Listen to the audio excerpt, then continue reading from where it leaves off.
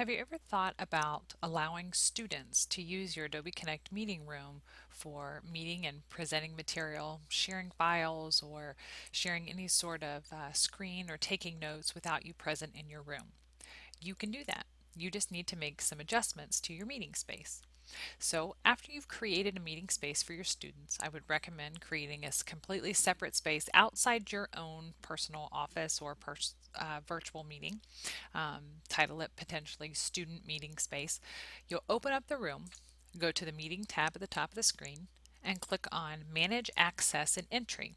There's an option here to auto-promote participants to presenters, so you want to select this box. Notice that a little blue icon comes up in the top right hand corner. If you click on this little eye, this is an information box, you'll notice that we have the Auto Promote Participants button designated here.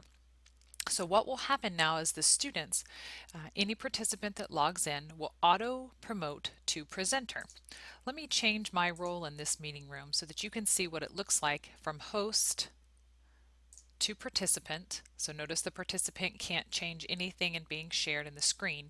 But then if I'm a presenter, now I have the ability to share my screen, start my webcam, and I have designations here.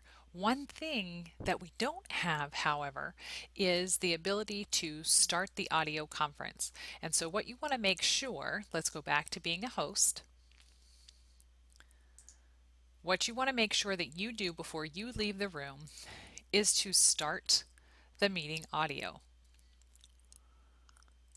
And we don't want to start the phone, we just want to use computers and enable microphone rights for participants and say start.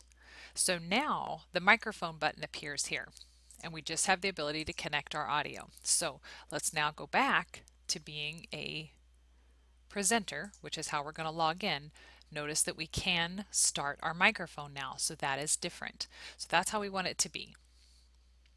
Now let's take a look at what it will look like for your students to log into your meeting room now that you've changed that setting.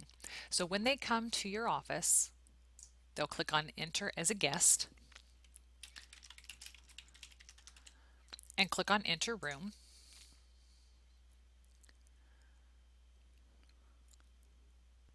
And because you allowed the audio to stay on, even though this is a guest student presenter, the audio is still available, so they can go ahead and connect their microphone.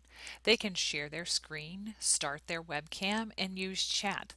They cannot, notice from the meeting button that they cannot do anything else or change preferences other than things that are associated with their own computer.